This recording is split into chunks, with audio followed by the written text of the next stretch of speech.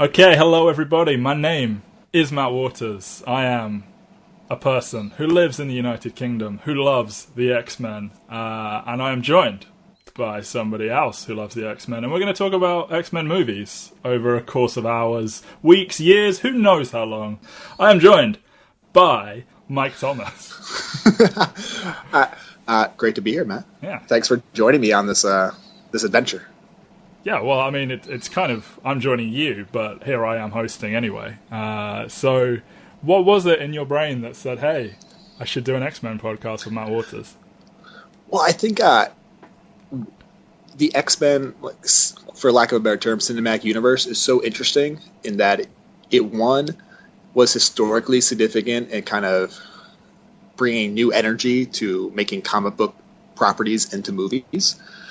And yet at the same time, so much of it flies in the face of conventional wisdom of how we should be doing these universes now, how we should be portraying them.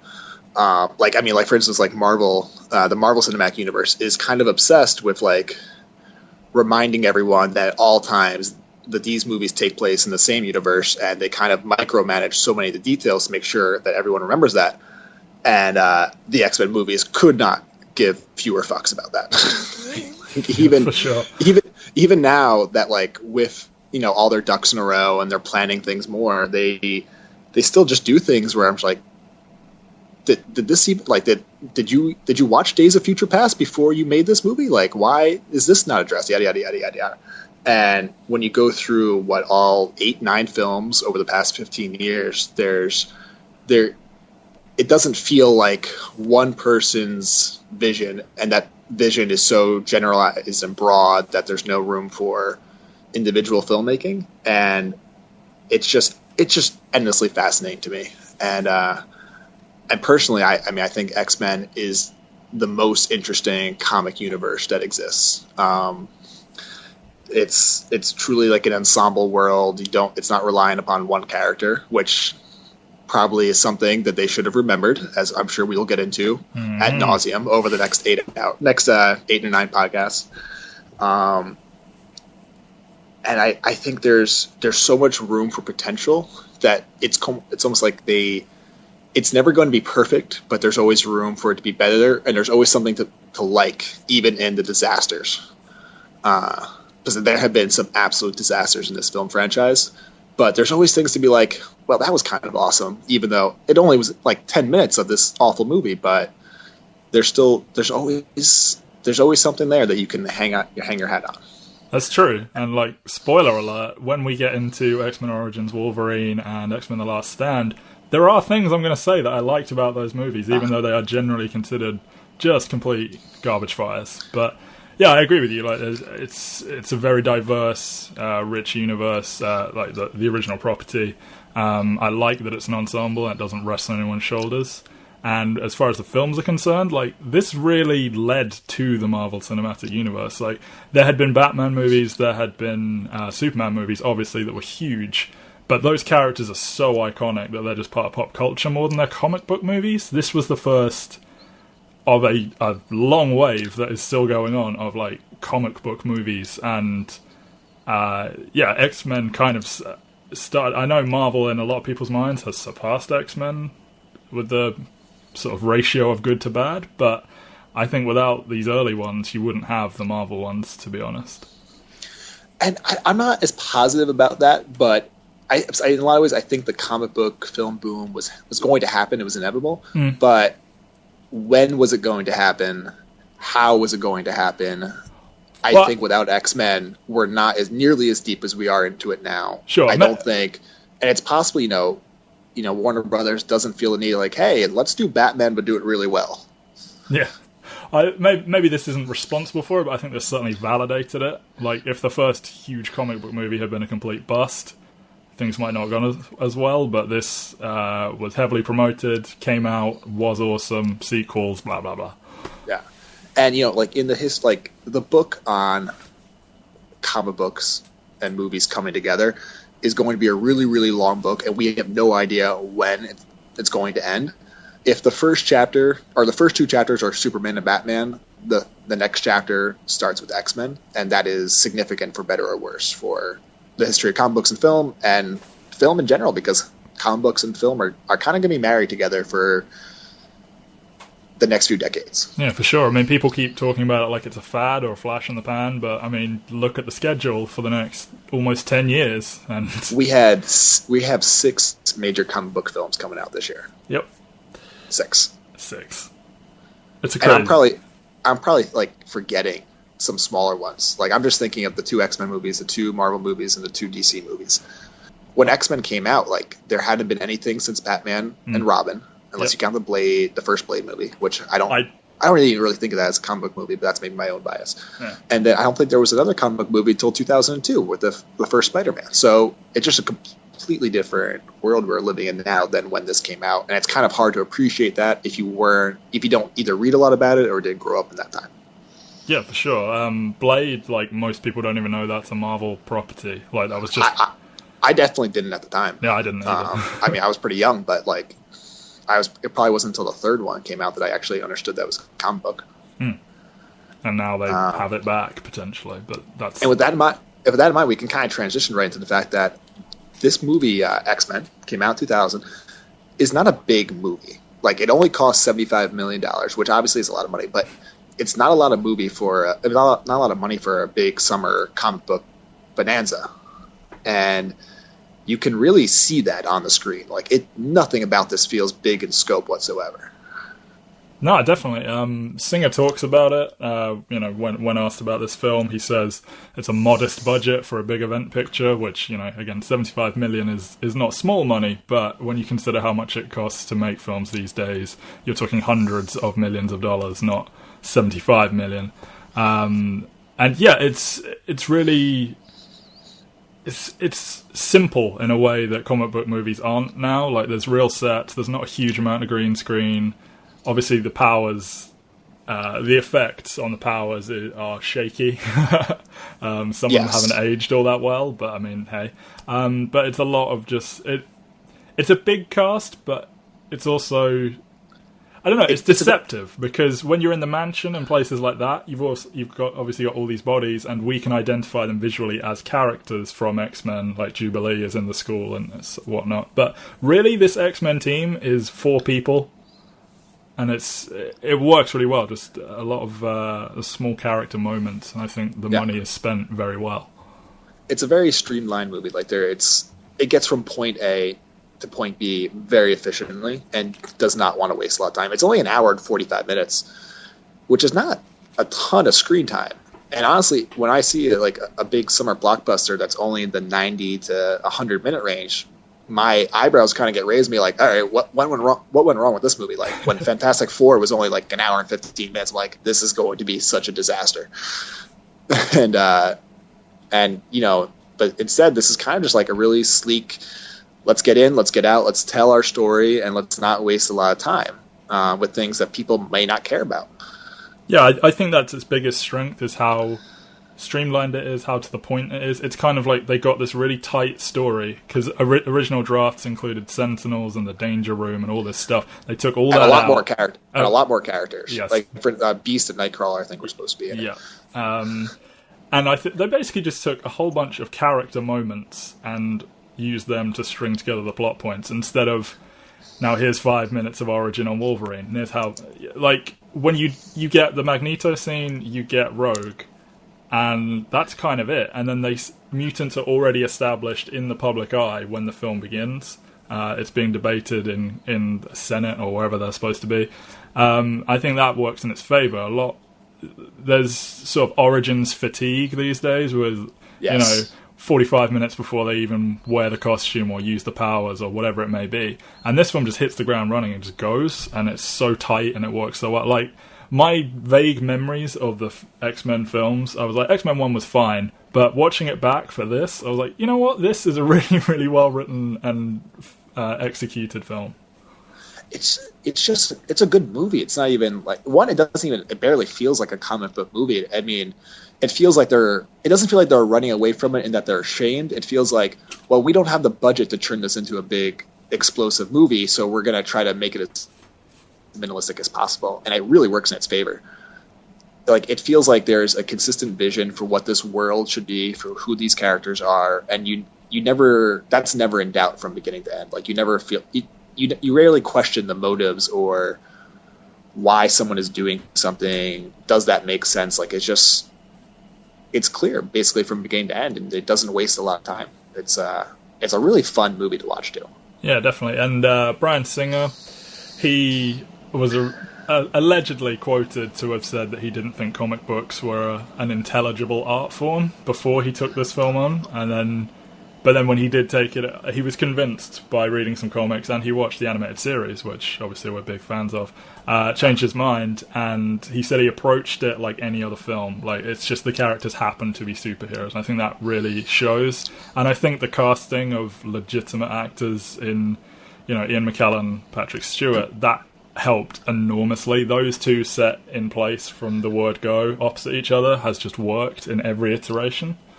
Yeah, it's I don't think enough can be said about how important that was. I mean, like, they're two world-class actors that gives the film so much credibility, so much weight just by their presence. And, because they're not, unlike with the future films about their origins, these two don't really have an arc per se in the story, but you fully understand who their characters are just from a few key scenes and just by their delivery, by their characterization. It's really well done. Like, you take some shortcuts with casting like great actors sometimes, and it pays off in this case. Yeah, they gave it immediate gravitas that made it, I would imagine, more difficult for people. When this was announced, I mean, I was real young when this came out. I have a vague recollection of trailers with Magneto versus the cops and all that, but I would imagine at the time, before this had come out, when you were hearing about it, it would have been easy to go, oh, an X-Men movie. But then when you hear that cast, you're probably like, okay, I'll give this a look. Yeah, I mean, I remember being in my kitchen, because I was such an X-Men fan that I was going no matter what. But my dad was like, well, I'm interested in anything that Ian McKellen's doing. And I'm just like, who? Does he play Cyclops? He's the third person in the cast. He must play Cyclops. That was a stroke of casting genius. Without that, it's hard to say. It's hard to envision X-Men without those two there. Definitely. Which is crazy, because those two have basically only been a big part of two X-Men movies that were good. Well, we're going to disagree about one of them, but I think there are three good movies starring them, but we'll get to that. They were front and center? Yeah, okay, fine. Yeah, that's what I mean. Like I'm not... Yeah, like where they are front and center, where they're like in the thick of the main action, they're basically only in two good ones. That's true. But... I mean, while we're talking about this, do you want to talk a little bit about the speculated and final cast for the various characters? Because there's some interesting stories regarding particularly Wolverine, but several other characters. I think my favorite one by far is, in fact, Wolverine, which is that Hugh Jackman was not originally cast, nope, and that it was originally going to be Doug Reese-Scott. Who is Doug Reese-Scott, you might ask? He was too busy filming Mission Impossible 2, which went like 2 or 3 months late into shooting, and then he lost out on Wolverine because of that, and they had to fly in Hugh Jackman at the last second to play Wolverine. And in case you're wondering how significant it is, I mean, Hugh Jackman probably is worth 9 figures just from Wolverine alone. You've probably never heard Doug Reese-Scott's name since then. I certainly haven't. I think he was in Hitman. Okay, but huge name. A solid credit, nothing. And another thing someone actually mentioned to me recently is that Hugh Jackman has only been in like 15 or 17 things since 2000, and half of them are him playing Wolverine. Yeah, he's really given himself to this part in a way that is quite surprising, because his work is generally well perceived, and he could be doing other things. Exactly. How many times has he come back to this, and not just come back to it, but he does the research. Like, he's passionate about the character. He gets absolutely jacked for it every time. I guess pun intended there, Jackman. Yeah. Oh dear. Yeah. Yeah. But I mean, that's not the only person. I mean, Kiefer Sutherland was at one point attached to be Wolverine, dating way back before this film took real shape. And Bryan Singer wanted Russell Crowe. Yeah, and he was the one who recommended Hugh Jackman because he was a friend of his, and he turned it down because he thought it was a cartoon film. Yeah, and I think he said it was also like, I saw another quote about him saying it was too similar to Gladiator, like the roles were too similar. Yeah. But yeah, that's there's actually, I think in some ways the most interesting casting is that there were so many people up for Rogue, and like Natalie Portman, Sarah Michelle Gellar, like a lot of named actresses were going for that role, and I or if not going for it, were being recruited for that role, and I kind of think like Anna Paquin like did a really good job as this like broken Rogue, but like I don't know why you cast Anna Paquin knowing like what Rogue should become later on. Yeah, I mean, because like this is supposed to be like one of the most badass superheroes eventually, and Anna Paquin, while talented and while does this version of Rogue very well, I don't think could possibly have pulled that off, and they kind of wisely steered away from that direction. I don't think she could have pulled that off at all. Yeah, I mean, with all these kind of movies, you get the whole well, this isn't how it's supposed to be thing. Yes. And there are good changes, acceptable changes, and bad changes, and I think this one is... I think having her character be this sort of broken, fragile teen who's confused and our sympathetic viewpoint character, that works really well. It's effective because her power lends itself to that and that she can't touch people. But I remember Rogue from being young and watching that cartoon as this physically strong, confident woman, and I think that would have been interesting to see as her journey progressed. But I mean, you can't really... Yeah, Anna Paquin certainly couldn't pull that off. I could see Sarah Michelle Gellar doing that. Yeah. Like, I'm glad they didn't force it afterwards, but it was still kind of disappointing. Like, looking back now, being like, well, they made the right decision based on who they cast, but why did they cast Anna Paquin? Yeah, I really don't know. Natalie Portman turned it down, I know. Yes, I think that's what I saw. Yeah. But, any other big casting ones that you remember? Kevin Nash was supposed to play Sabretooth, but they went to his tag team partner in WCW instead, so we got that one. Excellent. Jim Caviezel was cast as Cyclops, but had to drop out. So, you know, he's good enough to play Jesus. Oh, you know what? It was that he... I actually read that too. That he wanted to play the lead in Frequency instead of being a supporting role in X-Men. Yep. You know. Obviously. He's got a popular TV show now, so I won't cry for him. But. Yeah. Janet Jackson was considered for Storm at one point. Jada Pinkett Smith, Angela Bassett, all were up for that. Yeah, I think they probably should have gone with Bassett. Yeah.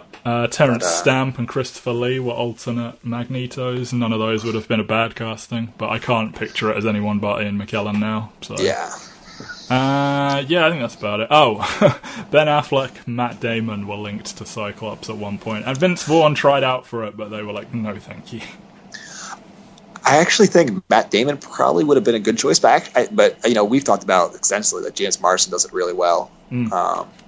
So I don't really have any complaints with James Marsden being in that role. I think James Marsden got screwed horrifically by... Oh, we will get... yes, we will. Yeah, we will. We're totally...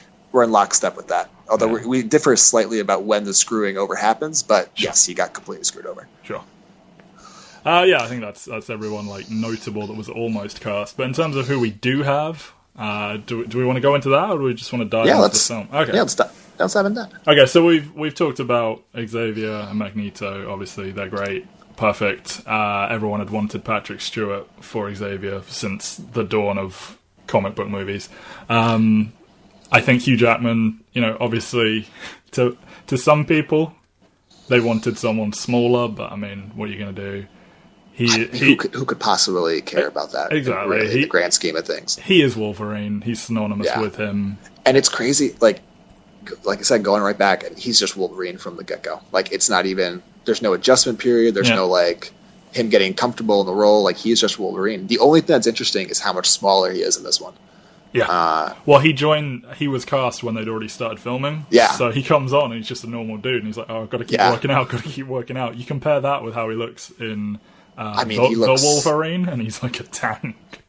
Yeah, and which is interesting. I don't think he needs to. It's kind of like Superman. It's like when you have a metal skeleton and you can't be killed, I don't feel like you need to have that like 8-pack look with muscles on muscles on muscles, but you know, whatever, more power to him if that's what he thinks needs to be. Yeah. And I like that he threw in a lot of Wolverine-isms. Like there's only one bub in the first film, but apparently he said it a lot ad-libbed, and they kept one of them for him. Yeah. I appreciate that he actually cared enough to try and sex the character up a bit, make him more like Wolverine. Yeah, and I think they very wisely used Wolverine as like the main character for the first one, because he is an outsider to the story. He's an outsider to that world. Like, he doesn't fit in easily, so he's a natural character to introduce the audience to everything. He's also just a pretty easy character to highlight the moral gray area going on, of being like, why should anyone get invested in this? Well, if he gets invested in it, then maybe it's worth getting invested into, because like the decisions he make throughout the movie, just like it's him like changing as a human being, like, but he's not completely changed, but he's changing enough, and that just very simple, easily done stuff that I think was done really well, and that Jackman pulled off seamlessly. Yeah, for sure. I think this is a much more authentic version of how I think of Wolverine being, where he is morally grey.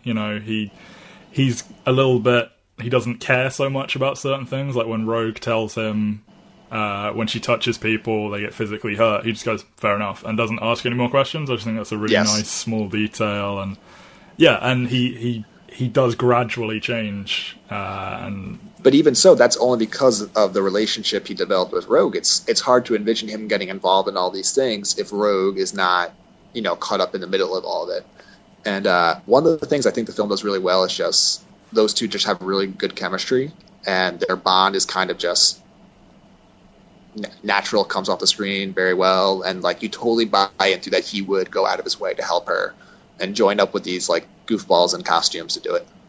Yeah, absolutely. I mean, he's reluctant to take her on in the first place, but then when they are two fish out of water in the same new pond, he obviously gravitates towards her more, and he wants to protect her even from them. And then when they lose her or whatever, he goes after her. And the scene on the train is beautiful. Yeah. That's literally what I was about to say. It's like when him going, there's not a lot of people in this world who understand what we're going through, but besides Xavier is probably one of them. Like, that's a really nice moment.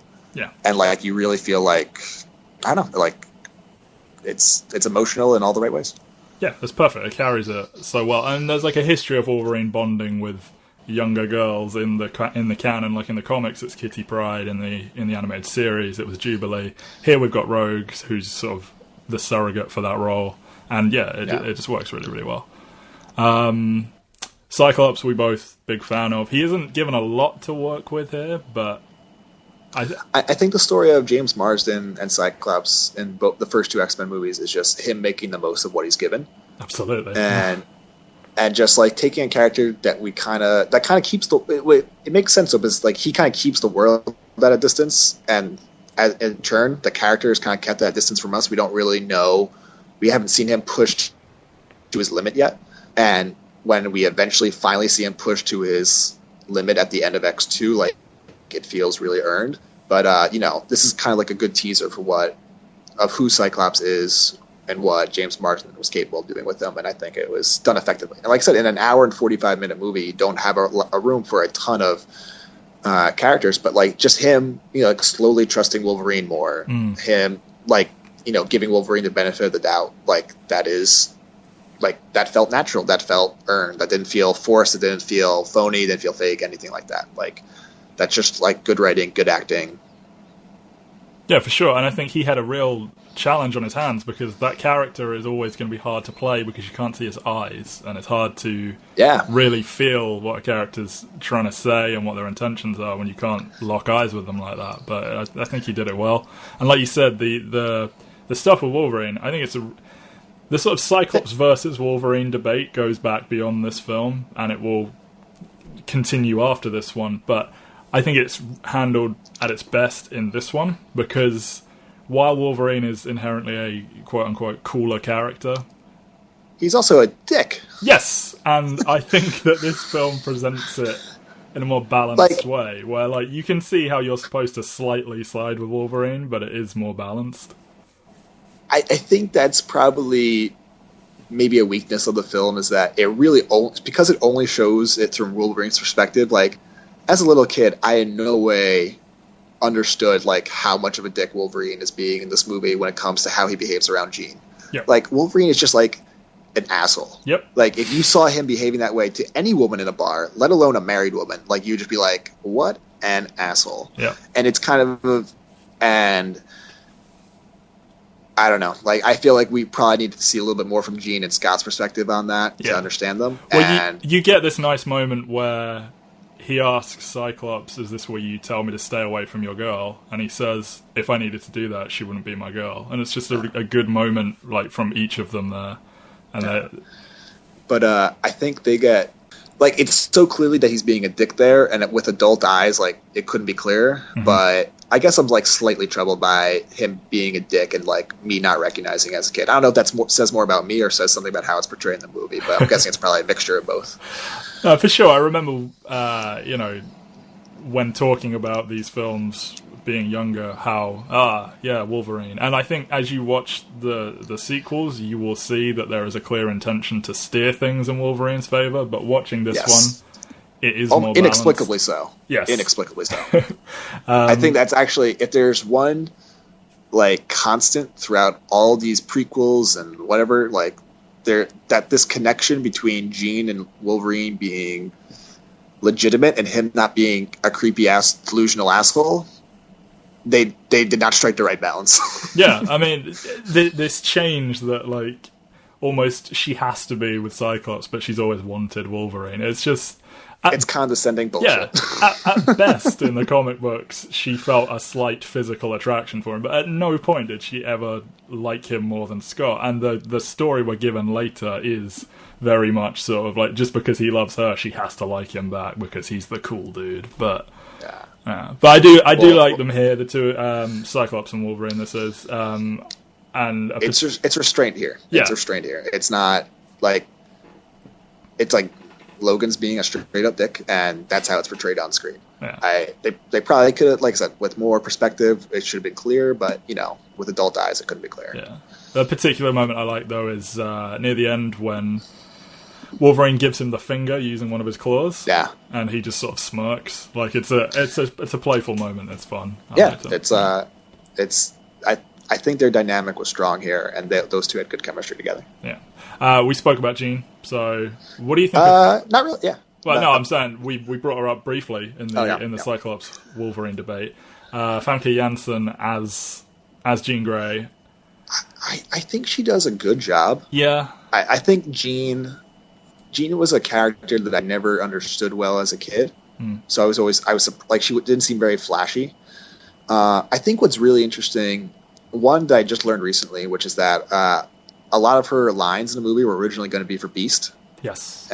But that Jean then all of a sudden became a doctor and a mutant activist because they didn't have the budget for Beast. An understandable change. Yeah. That totally fits and works. Like, it doesn't, like, that's not a stretch. It's not like, I mean, if Gambit all of a sudden was a doctor and a mutant activist, like, there'd be issues. Yes. It's interesting to see this Jean Grey being so afraid of her powers, and I think that's actually really interesting beat the play. Because, I mean, like, for instance, at the end, the big conclusion is that they need to get Wolverine to the top of the torch. And in almost every other X-Men film, except maybe the second one, like, Jean could just do that with a snap of her fingers. Yes. That's not an issue. But here, like, Jean is, like, concentrating, to levitate, like, weird plastic things for Cyclops to practice shooting. She can't just instantly, phase away the goo on her face that Toad spits at her because, I don't know, she hasn't unleashed her power yet. And I think, once again, I'm assuming that's a case of the lack of budget actually working in the story's favor because it gives her a clear direction to go in. But I think Jean being afraid of how much power she has, like, totally makes sense. Like, because if you are Xavier, you are probably also afraid of what Jean can do one day. And it makes sense that she would not leave this safe environment where she would have no need to really let loose.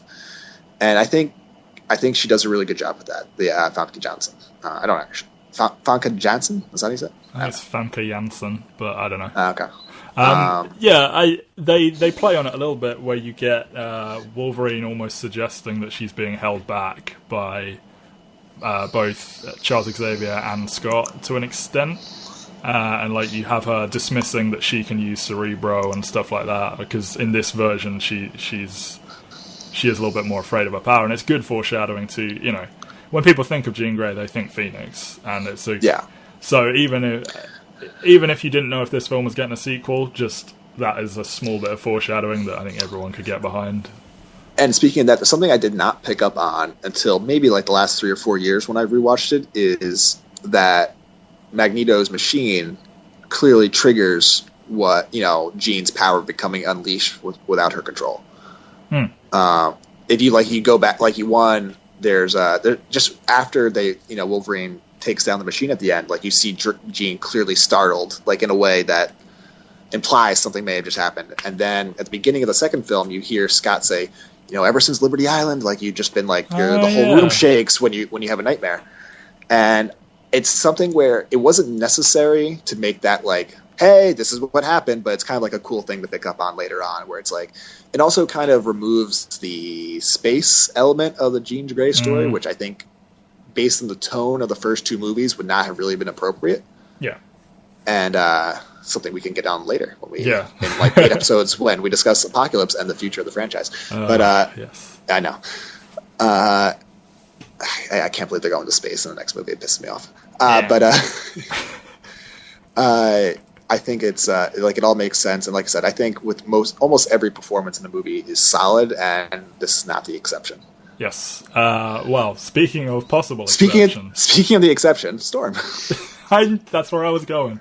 Halle Berry is awful. She's awful in every portrayal of Storm, I think, pretty much. At least I think the most interesting thing here is that she tries to use an African accent of some kind. Yeah, I remember this being like part of the legacy of the character, that she infamously tried it in the first one and then failed and dropped it. I didn't notice it for the most part, and like the most pronounced it is in a deleted scene when she's teaching the class. It's like actually quite really? Yeah. I haven't gone back, and I almost watched them, but I haven't gone back and watched those scenes in probably a decade. Wow, I did my prep work. I know. No, yeah, it's just an extended scene where she's teaching in class, and Iceman freezes Pyro's fire and makes whatever. She's teaching there, and it's a much thicker accent. But yeah, her voice is all over the place. I just do not dig her as Storm at all, who is supposed to be this really strong goddess, and she just never really feels that way in any of the films, I don't think. And also, it reminds me of a couple things. One, like, so here's the thing with X-Men, like in the overall like problem with the X-Men story, it kind of has like this very simple like Harry Potter like portrayal of like minority characters being persecuted, and it does that by giving their stories to straight white people, which is kind of an issue. Like that, I mean, it's not kind of, it's an issue. Like that is a storytelling issue. Like to take like the persecution of oppressed people and then to take that story and give it to straight white people on screen is a problem. Like that's not something that should be done.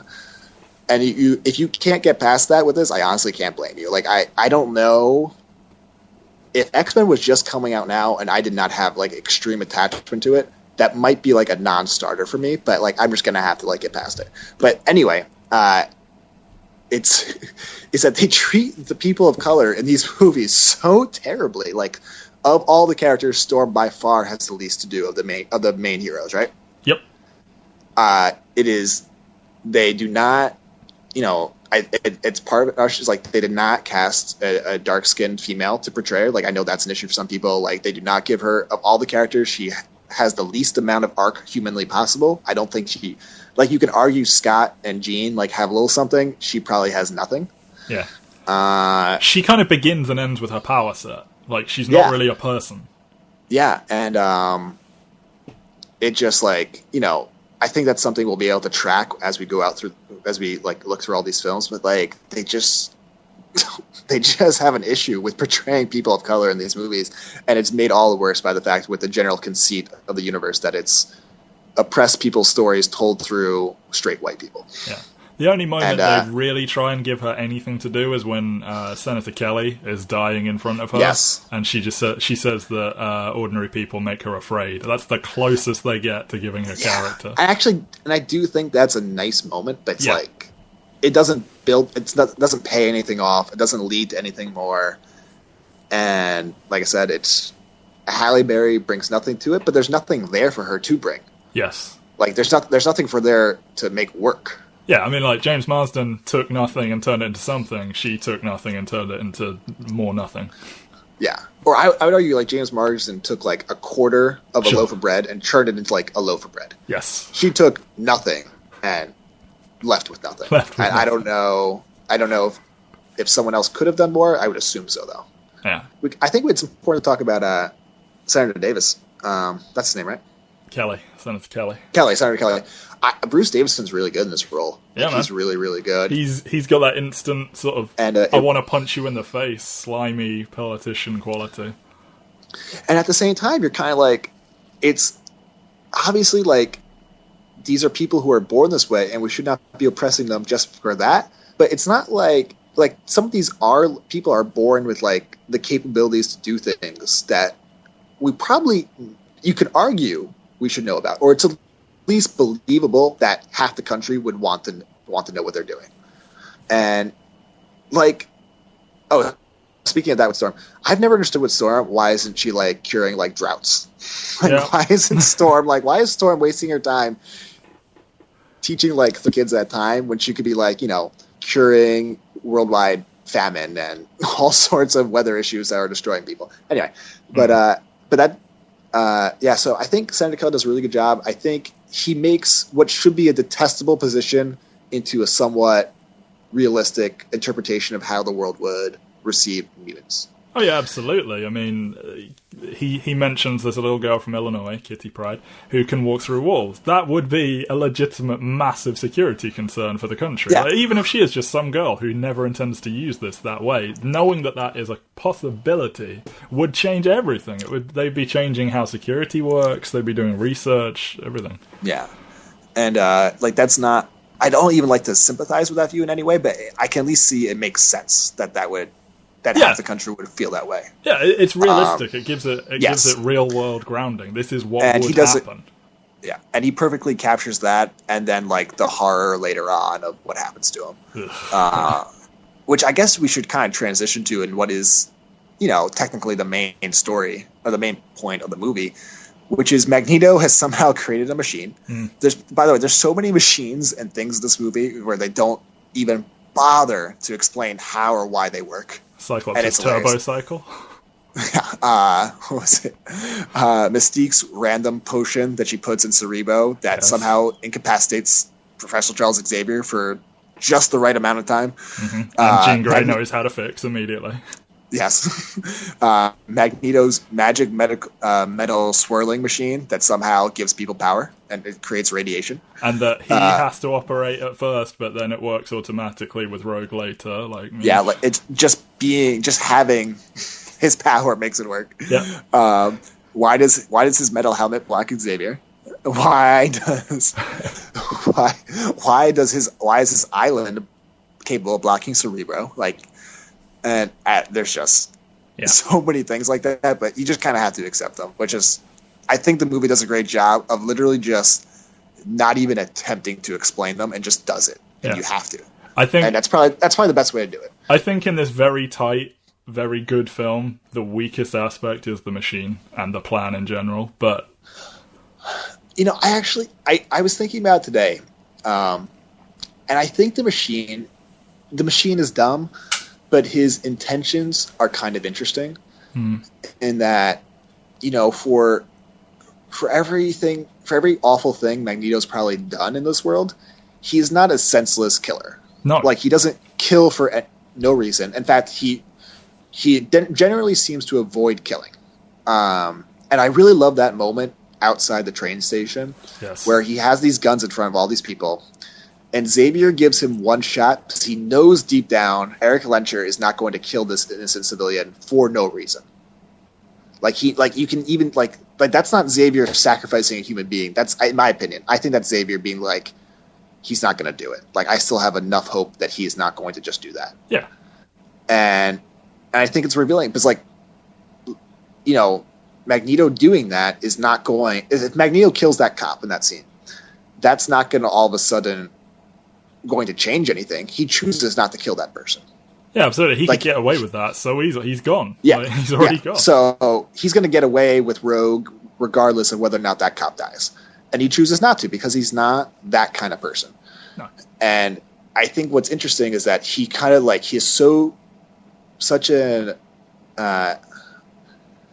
what's the word? He believes in his goals so much, which is basically just that he believes in his ideas so much that humans are eventually going to destroy us because they fear us, because that's how humans work, and that's generally pretty correct. Yeah. That unless we could do something drastic, like turn them all into mutants, nothing's ever going to get fixed. And I don't even think he believes that something is going to get fixed. I think he believes that this is kind of justice in a way. And I think he's so committed to that idea that when Storm tells him that Senator Kelly died, I think he truly believes he didn't die. I think he truly believes that his machine does not kill. Yeah, they kind of cut away from that for a moment. Like, he questions them about it, or he says, "Are you sure you saw what you saw?" Yeah, exactly. Right? And like that could even imply that puddle of water is a conscious, living Senator Kelly or something. I don't know. Or like that was his power. He turns it to water. Exactly. Yeah, no, Magneto, especially mutants, above all else, he would never... Like, that's a big plot point. He could easily kill a lot of mutants with his power. He never kills the X-Men. He never even makes a real attempt to kill any of them because above everything, he wants mutants to live. And like I said, like I just don't think he's a killer in quite that way. Yeah, he's also not really a world conqueror. He doesn't want to run the world. And he's often content to hide from it. Yeah, that's the plot point over and over and over again, to the point it's actually almost tired. He tries to separate himself from society, and he gets dragged back into it. So I guess the machine is needed here because he's not going to try and kill people. He's not going to try and conquer anything. So this is kind of, what is he as a villainous threat? And I guess this is an answer to that question. And I think, like I said, because of that, I think his end goal is much more interesting than the device they use to make it possible. Yeah. Like, I think that goal is not noble, but it's interesting, and it presents a clear conflict and provides, a moral gray area because, it's almost like Xavier is wrong in how he views the world, but he's going about it the right way. Whereas, Magneto has a more realistic view of the world, but is going about it in the wrong way. Absolutely. And I think that internal conflict is kind of the driving force of these movies. And whether or not they should be making 10 films about that internal conflict, that's another question. But I think there's a reason why it works a lot of the time, because I think that's interesting. I think that's interesting that two people could have completely different worldviews that go about them in different ways, and it's just that's endlessly interesting. That's in part what separates this from. Think of the freaking plots in most of these Marvel movies. One, they're almost all the same, but there's no gray area to any of them. No, even the good ones. Yeah, even the good ones. Like Loki is trying to take over the world, and that is one of the best Marvel movies. It's Loki trying to take over the world with a CGI army. Yeah. Oh, you weren't going to say the time he did it with the Destroyer and... No. Oh, okay. Like Guardians of the Galaxy is one of the most fun Marvel movies ever. That villain is boring and is not a character. Visually very, very cool though. Yes, and played with extreme disdain and charisma by Lee Pace, it's not. Yeah, it's not an actual character. They cut all the villains' legs out from under them. They make them a lot more one note. And this film just establishes that Magneto is not that kind of character. Well, he's an actual character. They do it straight away because I think possibly the most effective scene in this entire franchise, because they keep... And it's kind of ridiculous that we did not talk about this already. Yeah, I was going to say, they keep coming back to it. They've reshot it. They've reused the original footage over and over. It's the opening Holocaust scene with Magneto as a child being physically torn away from his parents and willing the gates to bend before being knocked out. Like, it's such a powerful, well-shot, well-acted bit. And establishes the tone, the seriousness of the world we're living in. It is completely different than basically anything we've seen since in a different comic book world. Yeah. I remember the word of mouth about this scene. I remember people saying, "Look at this." Really? I remember this. Yeah. I have to admit that 11-year-old me did not understand what was going on. I understood like Nazis and Holocaust bad. That I did understand. Holocaust but bad. I did not understand that was Magneto as a kid. Like I did not pick up on the power at all. I'm like, is that Wolverine? I know this movie's about Wolverine. Like what? What is going on? Yeah, I did not pick up on that at all as a kid. Well, this is the thing. I remember X-Men being advertised as a kid, but obviously I wasn't old enough to go see it, so I didn't actually see it. Oh, really? I saw it in the theaters like twice. Yeah. Okay. Well, I mean, I would have been like, I don't know. When did this come out? 2000. I would have been almost 11. Yeah, about 11. Yeah. So, I was 11. I didn't understand. Was it PG? Was it 12? I don't know. Anyway, I didn't see it when it first came out. I would have actually seen it like a couple of years later, so I probably did have a little bit more of a reference point. But just that scene is so damn good. Like, yeah, they go back to it ad nauseum for a reason. Yeah, it's effective. I mean, World War II stories are effective for a reason. So and it immediately, like, Magneto is sort of the prototypical he's a villain, but is he kind of character, you know, like he has suffered, like his reasons for being quote unquote evil are far more justifiable than most who are just like, I want money, I want power, I want whatever. Like this guy has gone through some stuff. Like he represents the danger of oppressing people, the danger of belief. Like, but that doesn't mean that his beliefs are illegitimate. That doesn't believe that the oppression he suffered was not very real. But like, you know, like we create our own enemies. Like that's a common theme throughout history, and that is exactly what, you know, the world did. Yeah, to Magneto. And then you justify his current stance because he's lived through this kind of thing before. So people can tell him, oh, it might be okay, but I think it's quite difficult to convince someone that's lived through the Holocaust. And speaking of that, the scene with those two in the wherever the hell they are, Congress, whatever, like where Stuart goes, that was a long time ago. Humanity has evolved since then, and like you can tell, like there's so much history in that like speech by him. Like there's so much sympathy and like just pity and understanding, and there like that desire to that search for hope, that as they talk about, that never-ending search for hope. Like it is conveyed so vividly by Stewart in that scene. It really just establishes their one. I mean, that the Magneto Xavier relationship is wonderful. Yeah, it's wonderful. Absolutely. And they kind of bookend the story with those two, and it's great. It's just great stuff. Yeah, they ground it. You have all these things happening around, and then it begins with these two almost. A load of explosions happen, and then it ends with these two, and they sort of talk it all over, and it's great. Yeah, and I mean, we have a lot more to talk about, but we'll talk about that ending scene. It's so great. It's so great. You know, and I love how they set up the second movie with that, where it's like, what do you do when do you ever fear that someone's going to come for you and your children? And like, one, it sets up the next movie almost too perfectly. Like that's literally the plot of the next movie. But two, it represents that real conflict that these two have to like deal with, and that conflict that Xavier has to go through in his head. So I think we need to talk about a few more quote unquote characters. Yes. The Brotherhood.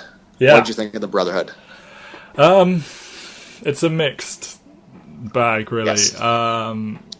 Rebecca Romijn as Mystique. How about on a visual level? What do you think of them? Just visually, so Mystique traditionally, a lot of people have accepted this as how Mystique looks now, with the reptilian skin and being naked and everything. This is not the traditional look, but it's kind of cool, so I kind of always let it slide. But poor Rebecca Romijn, like throwing up blue and being kept separate and all that, having to go through all that process. 9 hours of makeup every day. Yeah, kept in a windowless room, couldn't fly the day before, all this stuff.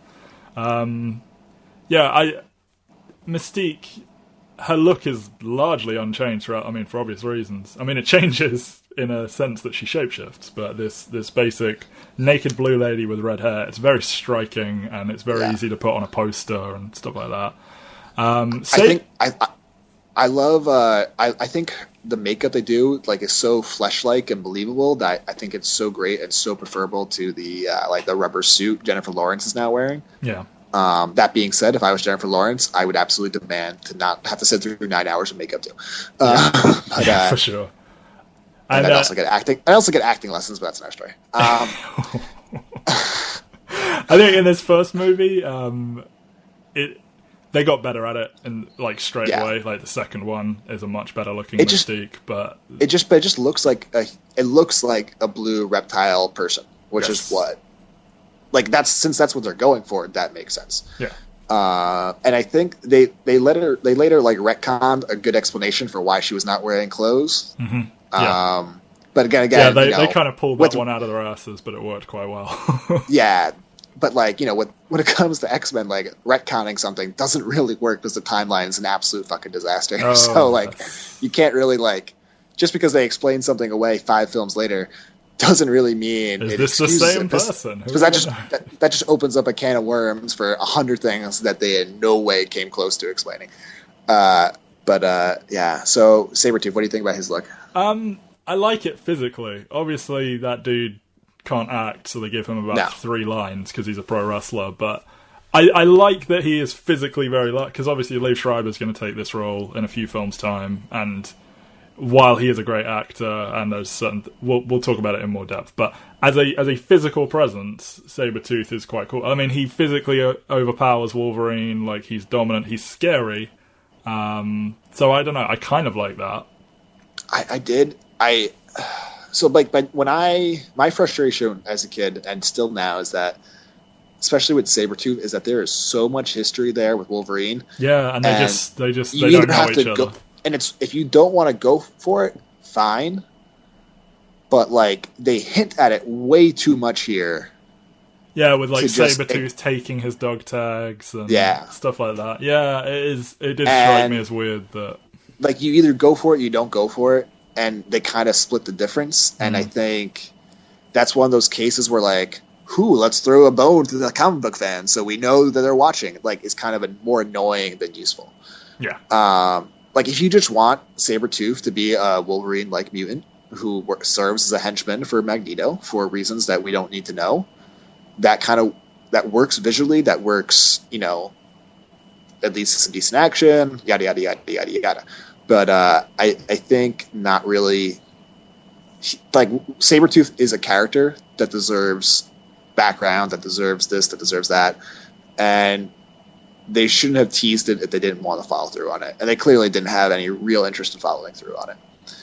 Yeah, definitely. I agree with on the off chance anyone listening says no, there's absolutely no way Sabretooth did not survive that fall. So like the fact that he just disappeared after that was always frustrating to me. Yeah. Well, I mean, this is superhero films generally. You want to leave a door open for a character to return, and with how many rotating pieces there are in the X-Men universe. But like, given that he has exactly Wolverine's powers minus the metal skeleton, we know he survived. So like, why? Well, they never establish he can heal in the film. Well, he gets stabbed by Wolverine, Yeah, but I don't. Yeah, I guess you don't see him heal in the same way. Yeah, maybe they just didn't want to spend the money. Yeah, but I think Mystique is such an interesting. Has such an interesting power and such a useful power for the story that she was, I think, used very effectively. And even just that seems like people like you were the reason I was afraid to go to school as a child was, that was great. Great. Rebecca Romijn really brought a lot of charisma to the role, which is something, once again, her future, the future star Mystique could have learned from. Yeah, I mean, they go out and get this huge name to replace her, and it's like, I kind of think if you go back and watch X2, you will find Mystique is the single coolest character in this franchise, but whatever. Yeah. And even like the weird relationship that she and Magneto have is really hinted at, and it's intriguing, but they don't have time to go into it, which is probably for the best in such a streamlined movie, but it makes you intrigued as to what would happen in the future. Yeah. What about Toad? Come on. I think Toad was great. Yeah. For what Toad needed to be. I think visually he was interesting. He didn't look like a cartoon at all. He looks unwell. Yes, he looks like he's had a rough few weeks. Yeah. I think his powers are interesting in terms of leads to interesting fighting sequences. I think it's funny. This is apparently one of the few times Ray Park has ever got to use his real voice in a movie. Yeah. But he brings the immediate like credibility, and I don't know. Like I think he's kind of like the ideal henchman. It's definitely the most fearsome he's ever been portrayed as, because he's always this comic relief, bumbling character. But those powers, it kind of even compared to where he used to be, it kind of changed the direction of Toad, as I've seen it in like the X-Men Evolution, and I'm guessing he was in some other ones too since then. And I like he's still kind of bumbling, but he's taken a bit more seriously in terms of being an actual threat. And the fact that planned Toad versus Nightcrawler fight scene never happened breaks my heart. Yeah, that breaks my heart. Cool. And at least with Toad, you can justify, like, you can very easily foresee a scenario where he dies by being electrocuted and then sent into water. But I think they lost out on an interesting henchman for future films, and I don't know. A more interesting fight than Nightcrawler versus Angel, certainly. I did. And by the way, so speaking of, I did not learn this until last week when I started reading a few articles. And much like you, I think we both read the IMDb trivia page on X-Men the past week too, based on some of our comments. Just being the expert journalist that we are. Yeah. But so I had completely forgotten that Josh Whedon wrote an original script for this movie, and that there's apparently only like 2 lines that survive, and one of them is the infamously awful line. Do you know what happens to a toad when struck by lightning? The same thing that happens to everything else. And it's hard to believe that was. It's not hard to believe that Josh Whedon wrote that line. But it's just funny that this very celebrated writer and creator basically wrote the most hated thing in the movie, probably. Okay, so 2 things. One, there is a line a few minutes earlier that is way worse than that, and it's like, oh, looks like a storm's coming. And it's like, oh, come on. And the thing with that line, so he originally wrote an entire script, or he doctored it, or whatever. A treatment. Yes, and they didn't like it because it was too pop culture-y. According to him, Toad was going to repeatedly say, you know what happens to a toad when? And he would have all these toad facts. So it was going to be a recurring theme, and then Storm did that. So then it would have made more sense. But to cut all of that out and leave just that bit, it makes it a much worse line than it would have been in that context. And it kind of, because Josh Whedon wrote the script for the 4th Alien movie, Alien Resurrection. Yes. And it's kind of it's an awful movie. It's really, really, like, I love the first Alien, and I think Sigourney Weaver's performance as Ridley is, like, just amazing, even in the weaker films that follow that one. But basically, the performance was complete disaster. It's written by Josh Whedon. And basically what he explained is that is actually... A lot of people have asked me, like, is that your script? Is that your script? Like, that is my script. That is what I wrote. But they took it way too seriously. And that's what it kind of reminded me of here. It's like this was meant to be a really funny line, but in this movie, it didn't work at all tonally, and it just seemed completely out of left field. Yeah, and, like his one was going to be a much more, like, light-hearted, jokey campier, light-hearted movie. Yeah. And, like, if they're going to get rid of that, why keep that one line? Like, there's not really anything like that in the rest of it. Do you think a better actress could have pulled that line off? Yeah, possibly. That's like the only thing I can think of. It's a tricky line, but yeah, she doesn't. She's bad and the line is bad, so it's a bad combo. Yeah, yeah. But yeah, I mean, maybe if they'd left in the other Toad lines, then it would have worked. But yeah. But I think the henchmen, like the Brotherhood, worked well. Yeah. Overall, based on what they need to do. But I mean, I think in total they all have like 10 lines combined. So, yeah, but I mean, when you've got this powerhouse leading them, this acting. Yeah, that's in no way me saying like, man, these actors were screwed over because Ian McKellen got all their lines. It's more like they're not really characters. Are they visually interesting? Do they lead to fun fight sequences? And the answer is almost always yes. Well, I mean, if they made that film today and like with the way everything's over originized, maybe they would have gotten more time. So maybe it's a good thing that they were just like, here they are, you get what they do, have fun. It's not their story. It's like their story has been completed. This is like their destination as people. Yes. Yeah. And you get some really good fights out of it. Like the power sets mingle quite well. I think possibly my favorite action sequence in the film is when Sabretooth got stormed by the neck in the train station, and Cyclops is walking over to break it up. Toad takes the visor off, Cyclops blows the roof off the train station, and you get... and then Storm takes advantage of this by, bringing the lightning down. But it's nice that it makes logical sense in the way it progresses, and also it shows... it's another moment where you can get something out of Cyclops, like... Yeah. This guy's quiet and withdrawn and everything. But, oh, look at the horror he has to deal with, that if he just opens his eyes, this happens. And also, I think with this movie, it kind of reminds me of First Class, where, like, the henchmen are so efficient in how they use their powers. Like, their chemistry is, like, ridiculous. They know exactly, like, what the other person's going to do, and that makes total sense. Yeah, like, they are kind of winning that fight near the end, for the most part. And then, things happen. And, yeah. But, all right, so what else do we need to talk about? Well, I mean, first X-Men film. Yeah, I mean, we've kind of gone over the biggest strengths and everything. So I've really just got a very disjointed list of small things I liked. But, I mean, a big one to talk about would be Magneto's powers. It's going to be a recurring theme. I think he is... you can come up with the most creative and visually impressive uses of his power than anyone else. And you see this every time, and it always impresses me what they do.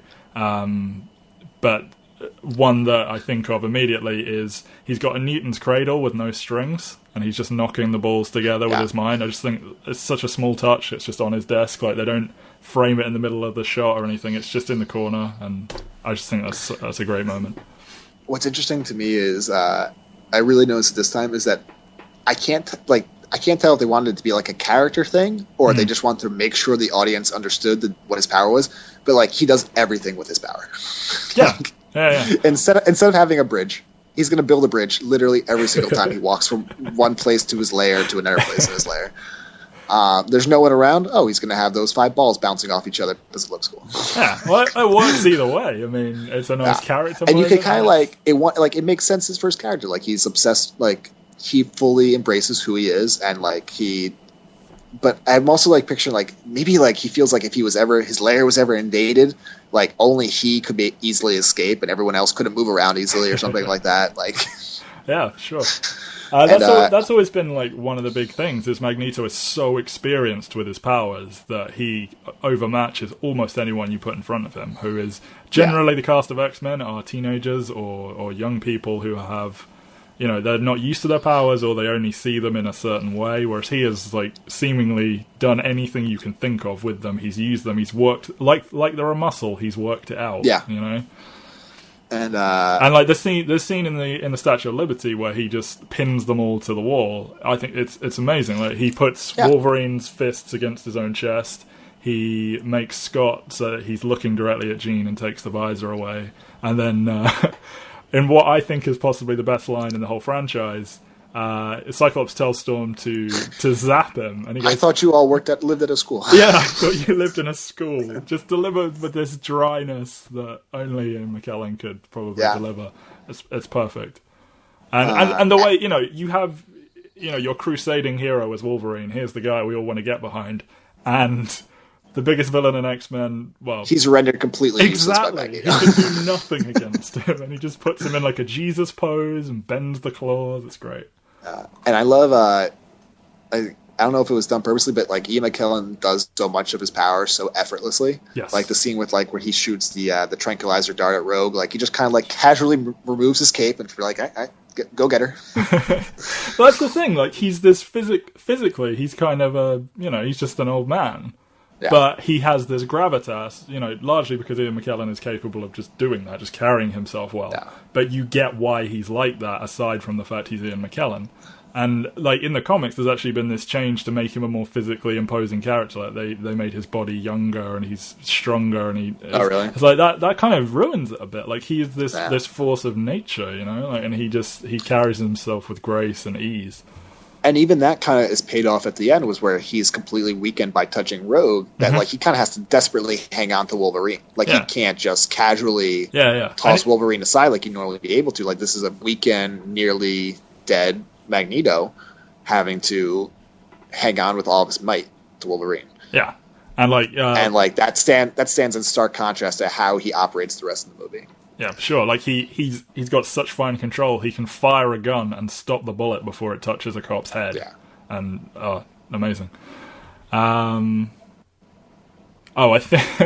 I think my quintessential Wolverine film moment is him waking up from a nightmare in the middle of the night and stabbing a teenage girl to death, and then being horrified at what he's done. Like that just that kind of captures the character. Yeah, it's perfect. He's completely tortured. He doesn't think before he acts, and then he feels awful about the things he's done.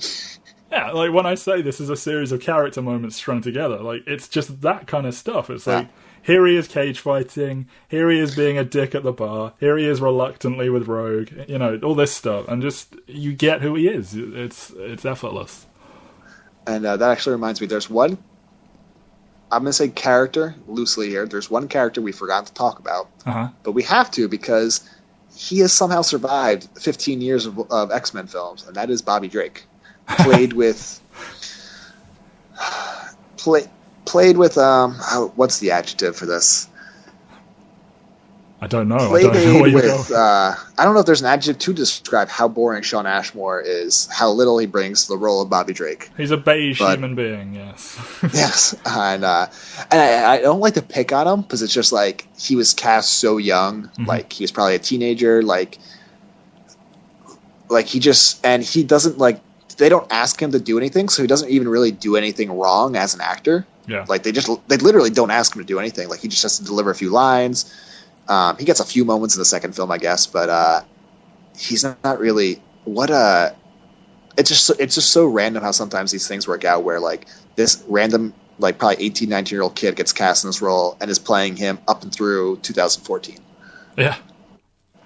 I mean, it's difficult. Like, I love Iceman as a character. Like, I think he kind of hit the whole point of him is untapped potential. Like, every time there's an alternate Iceman or someone takes control of his body or something, they use his powers in ways he's never thought of, and he becomes this infinitely more powerful being.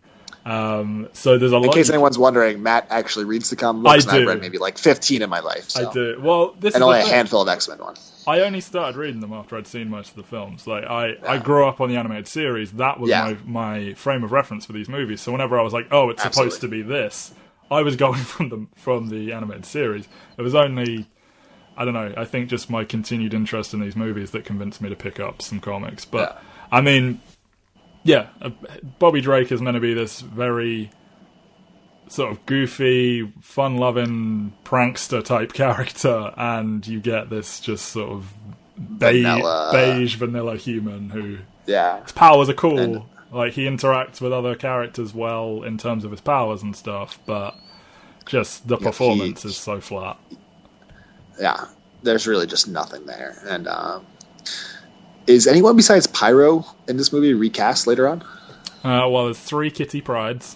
Oh, that's right. And there's 3 or 4 Jubilees. But I guess Kitty does become a character. But Pyro and Kitty are introduced here. But they're really, I mean, we get to see their power, and that's about it. Yeah.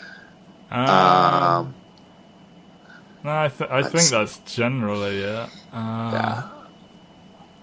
Yeah, I mean... Well, actually, I guess Toad and Sabretooth actually get recast, but that's not what I was thinking. I was thinking of, like, the immediate future. Yeah.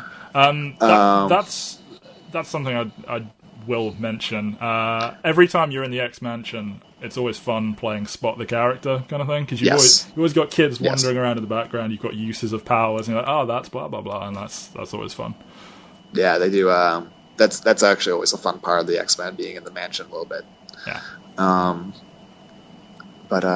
So is there anything else on your list of interesting things? Not from the film itself. I've got some stuff from deleted scenes that I watched and you didn't.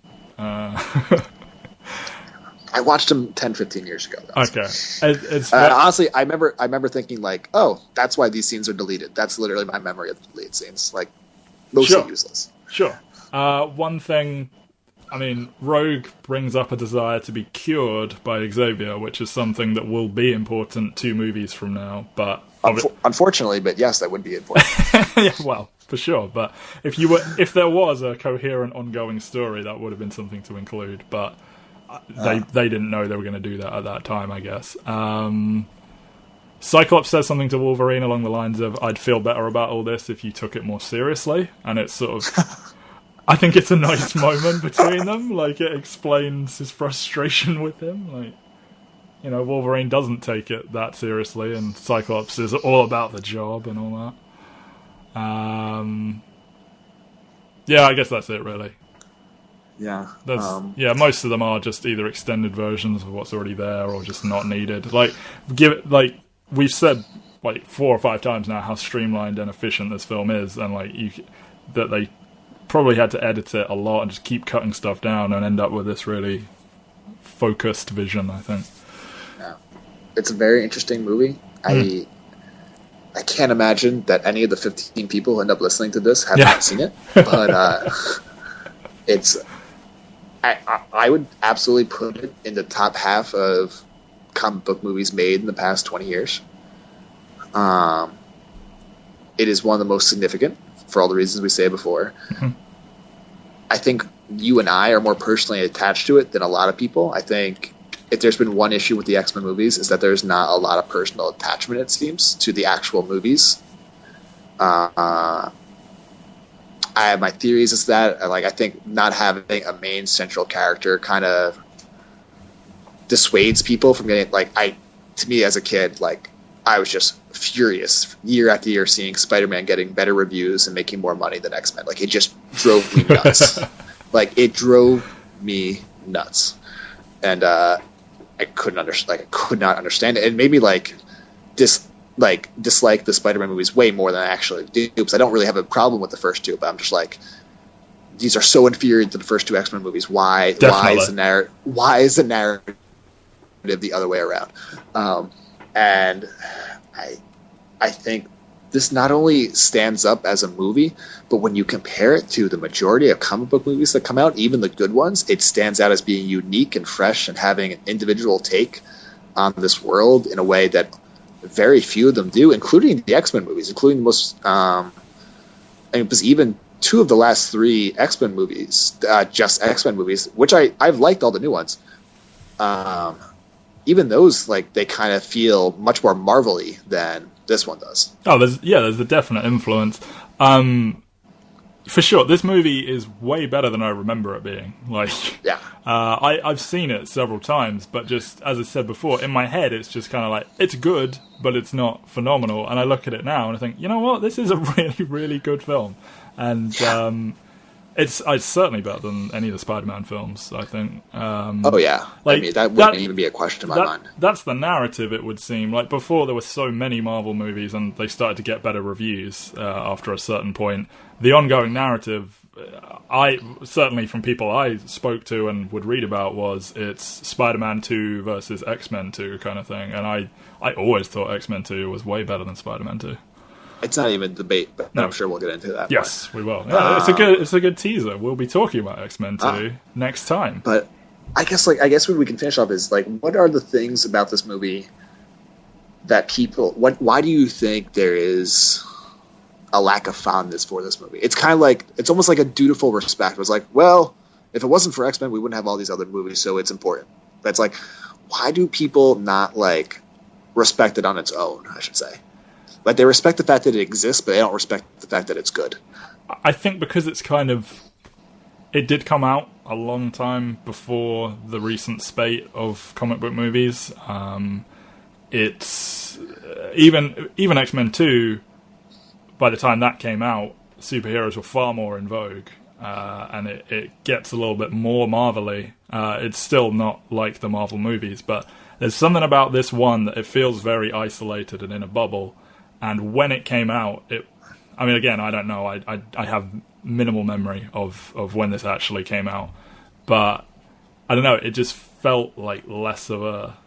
It felt like a one-off project, maybe. Yeah. Whereas, from X-Men 2 onwards, they're all very connected to each other. And it probably is easy to just leave this off and be like, oh, that's just the one where they're all introduced. Yeah, but it's like... I know, like, people complain about the lack of action, and... I'm not going to pretend that Bryan Singer is, like, the action director of our lives, because he's clearly not that. No. But, you know, I'd rather have, like, this simple, basic action that makes sense and is done logically than almost any action scene in almost any comic book movie that we've had in the last 15 years. Yeah. So much of it is mindless and being like, well, we need to have a big action scene now, so we're going to have a big action scene now. And this movie just kind of says, no, yeah, exactly. We're not going to do that. Like, even a scene as simple as the one I described with Cyclops shooting the roof off the building, like, that's barely qualifies as an action scene, it's so short. Yeah. But it's logical, and it's important, and it shows things about the characters, and it's well shot, and it's good. I think that's probably another thing. If you describe the plot of this film out loud, not a lot happens, and it's quite short and whatnot. Yes. And I think this almost... I respect this more just like as an exercise in filmmaking, whereas when I would have been even 5 years younger, I would think about these movies in terms of, oh, what were the big moments that happened? So yeah. I think that is probably why it has less of a legacy. And I actually almost think the best argument you can make against it is like, well, if I'm going to just get like a character-driven movie about issues, like there's way better ones than this. So it's like if I'm going to like, so I could kind of like see that being like for people who are, I mean, just like a lot of people are clearly interested in comic book movies for things that this movie does not do. Sure. But I would say like if anyone's listening to this and they you know, they're big into comic book movies generally, but they, like me, don't have much of a memory of this one, or they only remember it being okay, I challenge everyone to go back and watch this, or maybe if you hadn't even seen it, go back and watch this. It holds up so well, which is weird given the effects, you know, don't hold up as well, but the film as a piece does hold up. But even with that, like, you know, like for instance, with that scene where Mystique is transformed into Wolverine, and she jumps in midair and does a twist and turns into Mystique halfway through. Yeah. That looks better than, once again, 90% of the CGI. Well, they do this weird thing where she's like gradually, like, changing. The way they do it now is really weird. Like, it's like a digital peel down almost with these flecks coming off her, and it just looks so strange. It looks like a Power Rangers thing. I didn't even think of that. Yeah, but it's like she's far more chameleon-like. That shot was used in a lot of promotional material where she's doing the spin kick and transforming. Yeah, and I guess this is like, I similar to what you just said. I challenge anyone to go back and watch this compared to any MCU film and explain to me why this one is not as good. Because I think there's really genuinely only a handful of films in the Marvel Cinematic Universe that I would put above this one. Yeah, this is way up there. Like, maybe when we get towards the end of this whole series of podcasts, we could do some kind of personal ranking, but I would say, you know, just casually spitballing, this is way up there on the list of superhero films. Yeah. And, like, I kind of have a feeling it might be, like, number 3 of my X-Men films, but when we get through all these again on rewatch, which is not, I would have expected it to be number 4 or 5. And I know that's obviously, like, nitpicking a little bit, but it's a good movie. I'll even lay out this. I'll even be more specific about it. Go back and watch X-Men and Iron Man. If you think Iron Man's a better movie, you have terrible taste. You just have terrible taste. I've had this argument so many times. Everything after Tony has finished building the suit is mediocre to bad. Like, when he's actually in the fight of the film. Like, he's charming as hell as Tony Stark, and him, you know, messing about building the suit is fun. But after that, it just... I'm going to hold back a little bit now, but like, Iron Man is an okay movie. Yeah. It totally makes sense why it kickstarted this popularity. Yep. Robert Downey Jr. is delightful in it. Yes. Probably the best. I get that. Casting I get why people romanticize that movie. Yeah. It is significant. That's what I think it is. I genuinely think people go back and rewatch it, and if you think it's better than X-Men, you just don't. Like, why? List the reasons. Like, I need, like, an actual, like, paper. Explain to me why Iron Man is better than X-Men. And we will go through it. I don't think you can rationally do it. Yeah, we'll go through this list point by point, counterpoint for counterpoint, and we will break this down on an upcoming episode of this unnamed podcast. Yeah, because it drives me nuts. I like I said, I get very defensive over the X-Men movies, and I know I shouldn't, but I just think that the quality is there, and it's so much more interesting than the majority of comic book movies. So the fact that it's just kind of like tossed aside and treated as like the middle child of comic book movies compared to Warner Brothers and Marvel is just like you're missing out on so much. Yep. Like what? Like there are people out there who probably have better feelings of the Thor movies than X-Men, and I can't even imagine Those are people you just stop listening to. Yeah. Just walk away. With that in mind. Yeah. Let's walk away from this podcast. Anyway, this was a ton of fun. Yeah. I guess did we even explain what the idea behind this podcast was at all? I think I kind of got into it a little bit at the beginning. There's like 8 or 9 X-Men films that take place in that universe. We're going to do a podcast in each one of them. Some of them are going to be movies we really like. Some of them are going to be movies that I hate. Mm-hmm. Some of them are going to be movies that offend me to my very soul.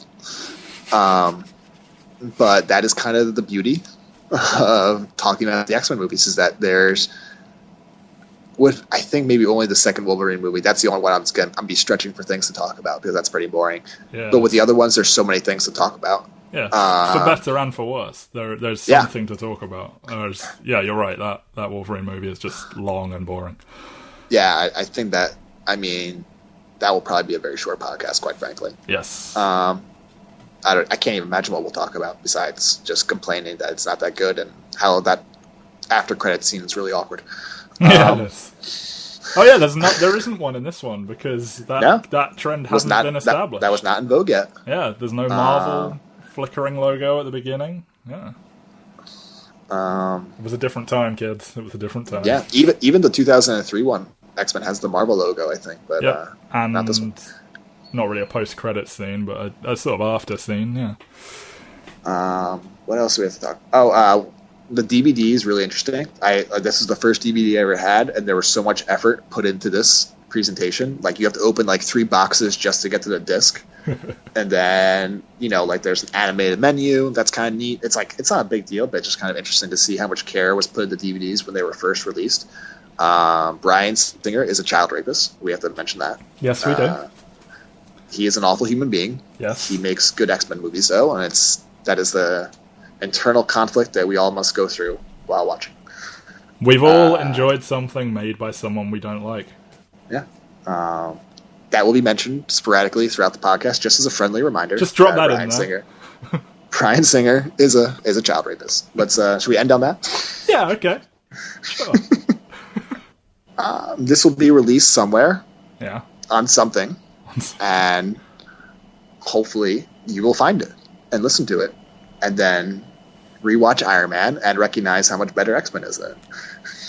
There you go. So, in closing, X-Men 1's really good. Bryan Singer is a child rapist. Bye, everybody.